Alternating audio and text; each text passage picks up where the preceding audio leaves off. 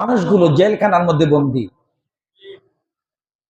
বিনা দোষে যে সমস্ত মানুষগুলো কি জেলখানার মধ্যে বন্দী, এদেরকে জেল থেকে মুক্ত করার জন্য জাকাতের প্রদান, এই খরচার জন্য যে খরচা লাগে এখানে জাকাতের টাকা দেওয়া যাবে।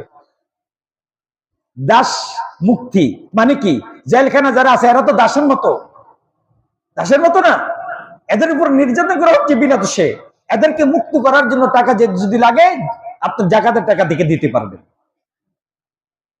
6 নম্বর, ঋণগ্রস্ত যে সমস্ত মানুষগুলো ঋণে জর্জরিত, সম্ভ্রান্ত ফ্যামিলির মানুষ কিন্তু ঋণগ্রস্ত হয়ে গেছে, ঋণ পরিশোধ করার কোনো সুযোগ নাই, ঋণ পরিশোধ করার কোনো কি নাই, হ্যাঁ, তার কোনো অবলম্বন নাই। ভাই এই বিষয়টা খুব খেয়াল করবেন, সেনসিটিভ বিষয়। ঋণগ্রস্ত যারা